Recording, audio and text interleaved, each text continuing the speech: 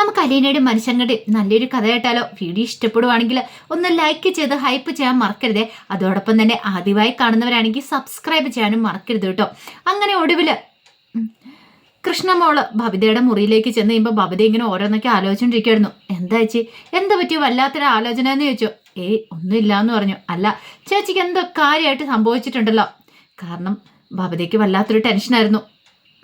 അവനെ വിളിച്ചിട്ടാണെങ്കിലോ, ആൽബിനെ വിളിച്ചിട്ട് അവനാണെങ്കിൽ തന്നോട് ദേഷ്യത്തോടെ സംസാരിച്ച ഫോൺ കട്ട് ചെയ്തേ. അപ്പൊ ആ ഒരു ദേഷ്യം ഉണ്ടായിരുന്നു മനസ്സെന്നറിയും.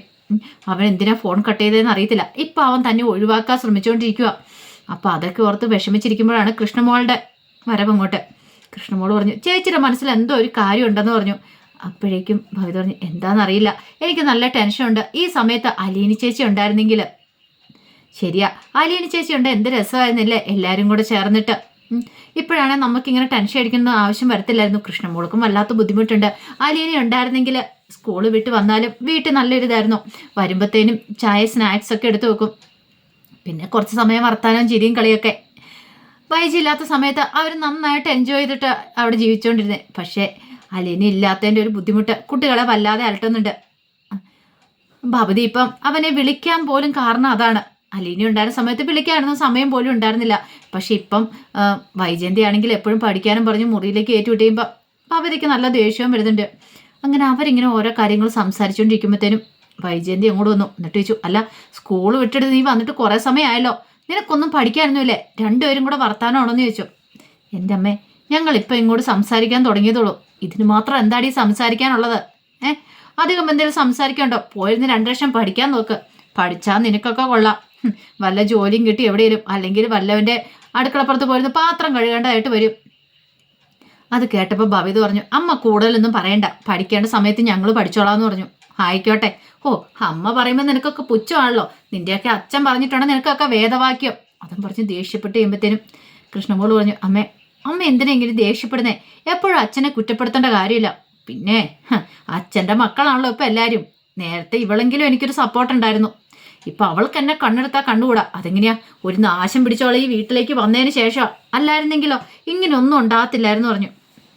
കൃഷ്ണമോള് പറഞ്ഞു, അമ്മ വെറുതെ അലീനി ചേച്ചി കുറ്റപ്പെടുത്തേണ്ട കാര്യമൊന്നുമില്ല. എന്തിനാ എപ്പോഴും അലീനി ചേച്ചിയെ കുറ്റപ്പെടുത്തുന്നേ? അതിന് മാത്രം എന്ത് തെറ്റാ ചെയ്തേ? അലീനി ചേച്ചി ഞങ്ങൾക്ക് നല്ല കാര്യങ്ങളൊക്കെ പറഞ്ഞു തന്നിട്ടുള്ളൂ. പിന്നെ നല്ല കാര്യങ്ങൾ പറഞ്ഞു തരാനായിട്ട് അവളും കൂടെ പുണ്യാളത്തി ആയിരുന്നല്ലോ. അലീന് പുണ്യാളത്തി. പുതിയൊരു പുണ്യാളത്തിയും കൂടെ രൂപം കൂടെ പണിത് ഇരുത്തേണ്ട വരും. എൻ്റെ കൃഷ്ണേ, അമ്മയോട് പറഞ്ഞിട്ട് കാര്യമില്ല. പണ്ടൊരു പഴഞ്ചൊല്ല് കേട്ടിട്ടില്ലേ, പട്ടിയുടെ വാല് 12 കൊല്ലിട്ടാലും നിവരില്ലെന്നാ. അതേടി, അമ്മയോട് തന്നെ വേണം നീ ഇത് പറയാനായിട്ട്. നിന്നെയൊക്കെ ഇത്രയും കാലം വളർത്തി വലുതാക്കിയാണ്.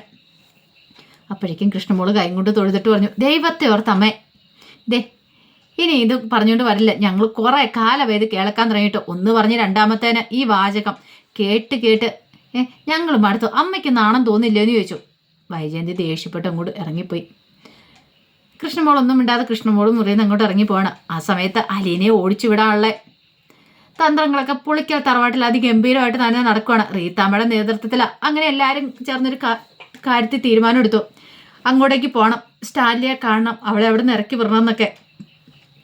ഈ സമയം ആ ഒതുക്കുട്ടിച്ചായൻ്റെ അടുത്തേക്ക് റോബർട്ട് വന്നിട്ട് പറഞ്ഞു, റീത്താമ്മ ചേച്ചി വിളിച്ചിട്ടുണ്ടായിരുന്നൊക്കെ പറഞ്ഞു. എന്തിന്? അതെ, അവിടെ ഒരു പെണ്ണിനെ കൊണ്ട് താമസിപ്പിച്ചിട്ടുണ്ടെന്ന്, അവളെ ഇറക്കി വിടുന്ന കാര്യം പറയാൻ വേണ്ടിയിട്ട്. എടാ നീ എന്നിട്ട് എന്തു പറഞ്ഞു? എൻ്റെ അപ്പച്ചൻ ഇറക്കി വിടാനെന്നും പറഞ്ഞു പോയിട്ട് എന്തായി? അപ്പച്ചൻ ഒടുവിൽ നാണം കിട്ട് തിരിച്ചു പോകുന്നില്ലേ? അപ്പച്ചനെ അവിടെ വെള്ള കയ്യിലെടുത്തില്ലേ? എടാ അതൊന്നും നടക്കുന്ന കാര്യമൊന്നുമില്ല. അത് പാവം പിടിച്ചൊരു പെങ്കൊച്ച, അതിനെ എങ്ങോട്ടൊക്കെ ഇറക്കി വിടാനാ? അല്ലേലും അപ്പച്ചൻ അങ്ങനെയാണല്ലോ. പക്ഷേ ഇത് ഞാനങ്ങനെ വെറുതെ വിടാൻ പോകുന്നില്ല. എന്താടാ? അതൊക്കെ ഉണ്ട്. അപ്പച്ചന് നാണക്കേടില്ല, ഞങ്ങൾക്ക് നാണക്കേടുണ്ടെന്ന് പറഞ്ഞു. കുറച്ച് കഴിഞ്ഞപ്പോൾ ആൽബർട്ട് വന്നു. അതും അത് കുടിച്ച അതിൻ്റെ മോനാണ്. അപ്പോൾ റോബർട്ട്, ആൽബർട്ട് അങ്ങനെ 2-3 വല്യപ്പച്ചന് മക്കളായിട്ട്. അപ്പോൾ എല്ലാവരും കൂടെ അറിഞ്ഞിട്ടുള്ള കാര്യങ്ങളാണ്. ഇനിയും ഉണ്ട് വരാനായിട്ട്. ഈ സമയത്ത് അയാൾ അങ്ങോട്ട് വന്നു കഴിഞ്ഞപ്പോഴത്തേനും അത് കുടിച്ചാൻ പറഞ്ഞു, ഓഹോ അപ്പം നീ എല്ലാവരോടും വിളിച്ചു പറഞ്ഞില്ലേ, പിന്നെ പറയാതിരിക്കാൻ പറ്റുമോ? ഒരാൾ മാത്രം നാണം കെട്ടിട്ട് കാര്യമില്ലോ. അവിടെ നിന്ന് ഇറക്കി വിട്ടേ മതിയാവുള്ളൂ. എന്താണെങ്കിലും അത് മിക്കവാറും അഞ്ചലുകാർ നോക്കിക്കോളും. എൽസമ്മ ചേച്ചിയുടെ ആങ്ങളമാർ വെറുതെ ഇരിക്കുമെന്ന് അപ്പച്ചന് തോന്നുന്നുണ്ടോ? ഒരിക്കലും ഇല്ല. എടേടാ, നിനക്ക് ലാലിച്ചൻ്റെ സ്വഭാവം അറിയാലോ. അങ്ങോട്ട് ചെന്ന് കയറി കൊടുത്താൽ മതി. അവൻ വെറുതെ വിടുമെന്ന് തോന്നുന്നുണ്ടോ? ഈ ലാലിച്ചായനെ ഒരിതുണ്ട്, വലിയ പട്ടാളക്കാരനാണ്. എത്ര പേര് വന്നാലും അവരെയൊക്കെ നേരിടൂന്ന്. അതൊക്കെ വെറുതെയാ. നാണം കെട്ട് കഴിയുമ്പോഴേ തന്നെ ഇറക്കി വിട്ടോളും. അല്ല ഞങ്ങൾ മാത്രം മതി. നിങ്ങളോ? എടാ നിനക്കൊക്കെ ലാലിച്ചൻ്റെ മുന്നിൽ പോയി മുട്ട വരയ്ക്കാൻ നിൽക്കാൻ പറ്റുമോ? നേരെ നിന്ന് ഒരക്ഷരം ചോദിക്കാൻ പറ്റുമോ? അങ്ങനെയൊക്കെ പറഞ്ഞിട്ടുണ്ടെങ്കിൽ അപ്പോഴേക്കും ആൽബർട്ട് പറഞ്ഞു, ഈ തവണ ഞങ്ങൾ എന്തായാലും ചോദിക്കും. തെറ്റ് ചെയ്ത് ലാലിച്ചാനല്ലേന്ന് ചോദിച്ചു. എടാ അവനൊരു തെറ്റും ചെയ്തിട്ടില്ല. കല്യാണത്തിന് മുമ്പ് അങ്ങനെ ഒരു ബന്ധം ഉണ്ടായിരുന്നു. അതിനെക്കുറിച്ച് എന്നോട് വന്ന് പറഞ്ഞതുവാ.